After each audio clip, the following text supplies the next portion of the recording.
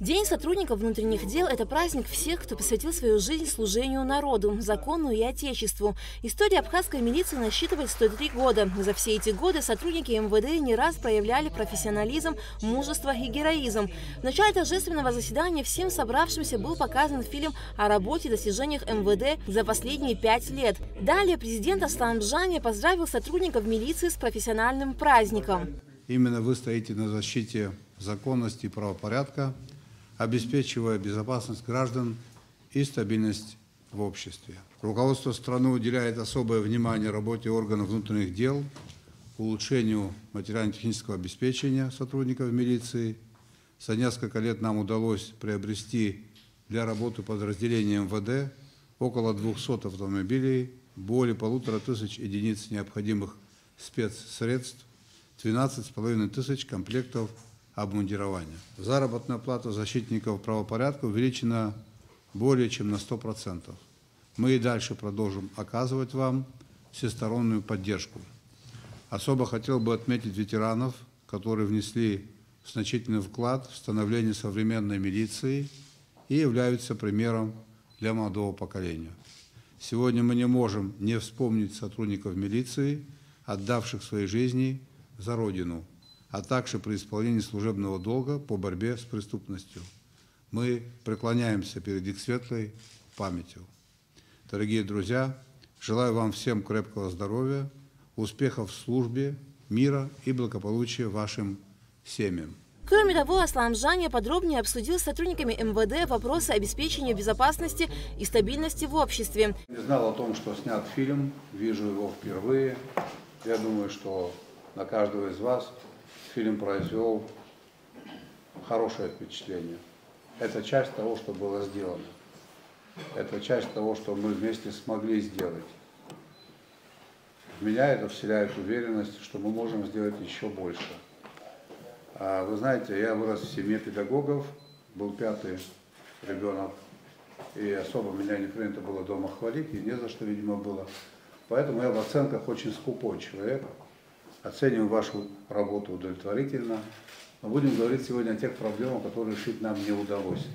Потому что некому, если не вы, эти задачи решать никто не сможет и не будет.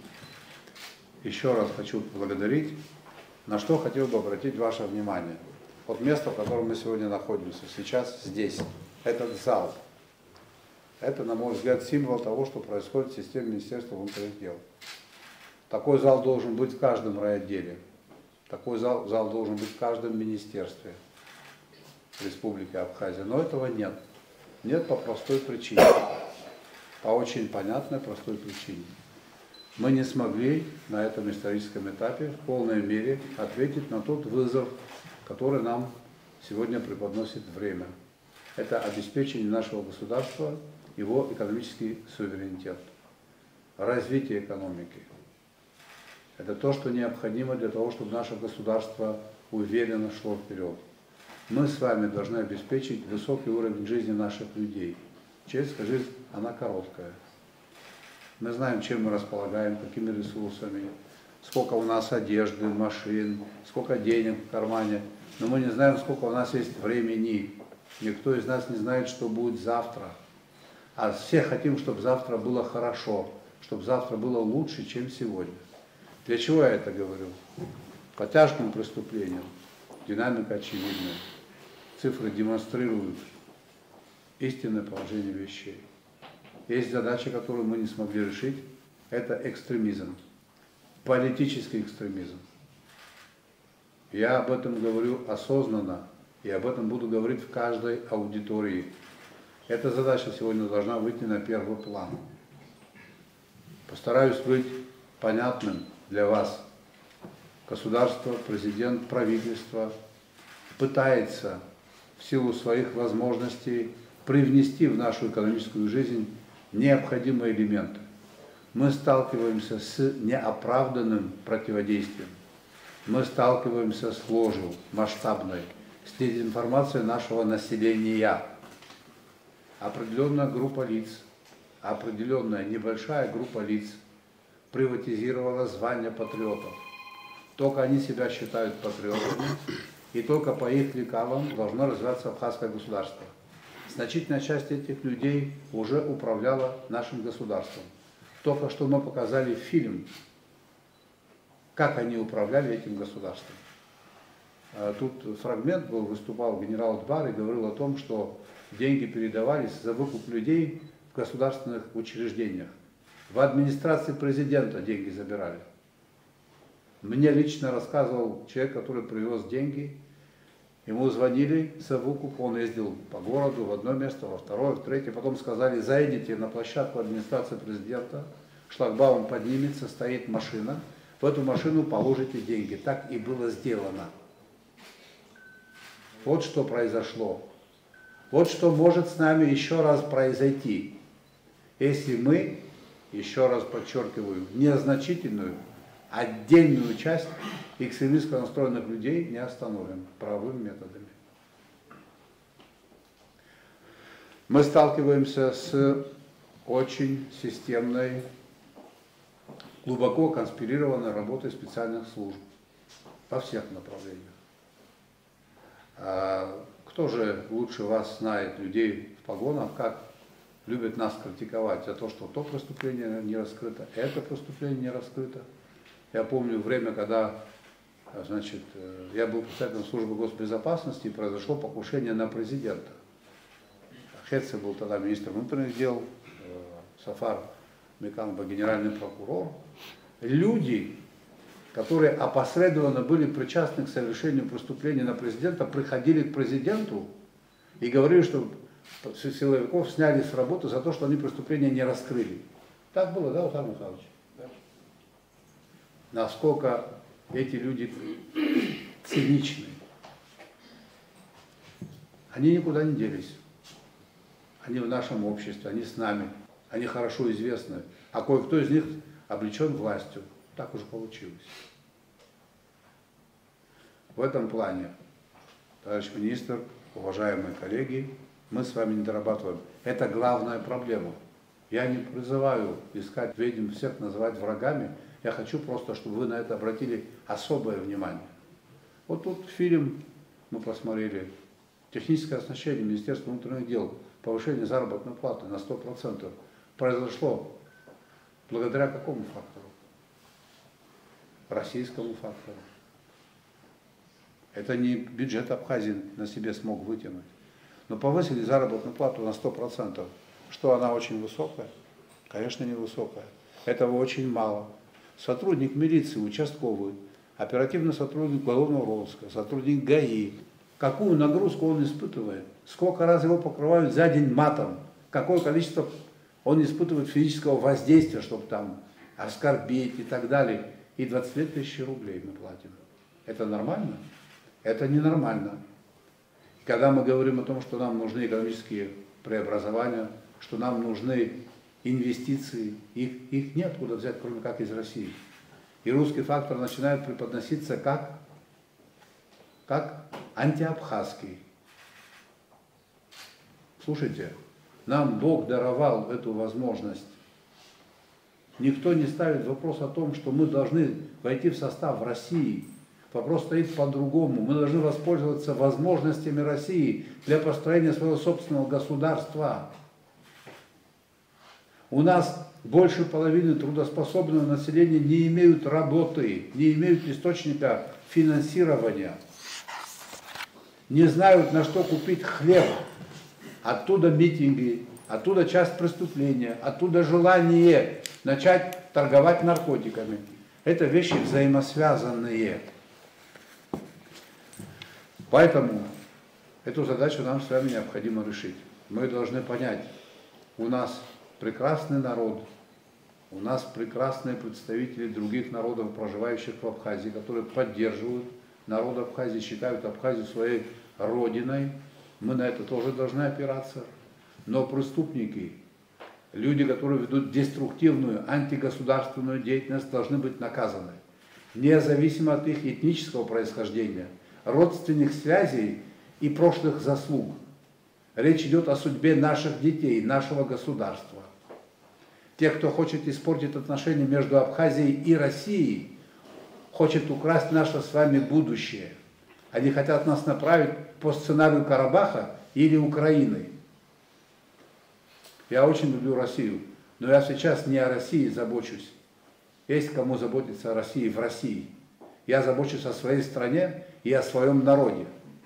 Нас могут подвести к тому, что у нас начнется война. К этому могут нас подвести наши горе некоторые политики, которые претендуют во что бы то ни стало прийти и занять должности. Сотрудники милиции хорошо должны помнить, чем это обернулось, когда это работало в прошлом. Ничего не поменяется, станет еще хуже. Вот сейчас, значит, блокируется решение, которое должен принять парламент. Решение, которое работает только на нас, на нашу экономику. Им наплевать на то, что 6 тысяч человек у нас больны онкологией, что мы не можем каждому из них оказать квалифицированную помощь. Им наплевать на них. 6 тысяч человек, чтобы вылечить, нужно минимум 3 миллиарда рублей. Только на этих 6 тысяч больных. 3 тысячи у нас наркозависимых, 1000 у нас больных туберкулезников и так далее. И видите ли, значит, работа, связанная с привлечением инвестиций, оказывается, угрожает нашей стране. Когда они сами пытались это сделать, но у них это закончилось чем? Они привлекали инвесторов и тут же их воровали на границе. Они же открыли экономическую зону в Гальском районе, бывшее руководство, 7 тысяч гектаров. Хорошая идея, хорошая идея. Почему не работает? Да потому что одного украли инвестора, второго украли, третьего. Кто же туда пойдет? Программу 25 шагов я что ли писал? Я ее поддержал. Там же пункт 3, 5, 6. Что там написано? Дополнительные, значит, льготы для инвесторов. Инвесторы нам нужны. Кинофильм недавно, один из лидеров оппозиции говорит, наше развитие тяжелое связано с тем, что нет инвестиций. Мы должны на рынке привлечения инвестиций стать первыми. Да, правильные слова они говорили, но притворили так, как они умели. Зачем ждать результатов? Когда придет инвестор, что-то построит, что-то сделает, лучше его украсть на границе, с него денег получить, на этом все закончится. Почему я об этом говорю в этот праздничный день? Я хочу, чтобы вы этим прониклись. Нам нужно устроить 50 тысяч человек, им дать работу. Одно рабочее место стоит минимум 8 миллионов рублей. Мы должны вложить в экономику 400 миллиардов рублей, чтобы людей обеспечить работой. Где их взять? В каком кошельке они лежат? У кого? И обязательно параллели, которые не проводят. Обязательно параллели между грузинами и Россией. Хорошо, что здесь все руководители, правоохранители сидят. Уважаемые коллеги, еще раз с праздником. Спасибо вам за службу. Служить вы можете лучше. И будем пробовать создать эти условия. Для этого нам необходимо обеспечить мир, правопорядок и нейтрализовать все, что нам мешает нашему развитию вперед. Это задача номер 1. Я эти слова буду говорить и говорю во всех ведомствах. Не только здесь. Русский фактор для нас положительный и необходимый фактор. Опираясь на него, мы должны построить мощное абхазское государство. Этим ресурсом надо уметь грамотно пользоваться, а не бояться его.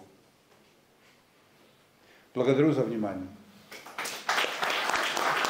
Министр внутренних дел Роберт Киут поздравил коллег с профессиональным праздником, отметив важность работы правоохранительных органов. День милиции служит напоминанием о значимости нашей профессии, о том, как важен каждый из нас для безопасности и спокойствия нашего общества. Поздравляю личный состав Министерства внутренних дел Республики Абхазия. Желаю каждому сотруднику милиции профессиональных успехов, служебного роста и благополучия. Наши уважаемые ветераны органов внутренних дел, старшие соратники и наставники, спасибо вам за личный вклад в становление нашей простой ответственной службы. Желаю вам долгих лет, здравия и благополучия. От лица руководства внутренних дел России поздравительный адрес зачитал представитель МВД России в Абхазии Сергей Галенков. Невзирая на опасность и риск, сотрудники милиции всегда приходят на помощь в самых сложных ситуациях, нередко в чрезвычайных ситуациях. и порой ценой собственной жизни защищают права и свободы граждан, стабильность в обществе, обеспечивают безопасность страны. Пользуясь случаем, хотел бы выразить уверенность, что сложившееся между нашими министерствами конструктивное сотрудничество будет и впредь развиваться в интересах наших государств и народов. Желаю вам, уважаемый Роберт Витальевич, всем сотрудникам, ветеранам органов дел Республики Абхазия крепкого здоровья, профессиональных успехов и благополучия. Москва. Игорь Николаевич Зубов, статс-секретарь, заместитель министра внутренних дел Российской Федерации. 10 ноября – это день, когда сотрудники милиции вспоминают своих товарищей и сослуживцев, которые погибли в борьбе за независимость Абхазии, а также в тяжелое послевоенное время вели борьбу с криминалом.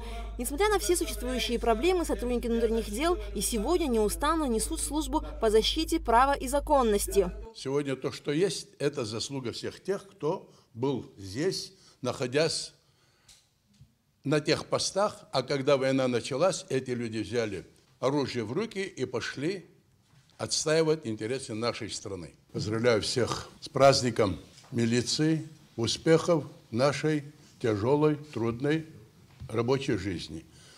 Желаю огромных, больших успехов для будущей нашей страны. Указом президента Аслана Абжани ряду сотрудников внутренних дел были вручены очередные специальные звания. Также указом министра внутренних дел Роберта Киут за образцовое исполнение служебных обязанностей отличившиеся в службе сотрудники были награждены медалями. Алексия Гухава, Абхазское телевидение.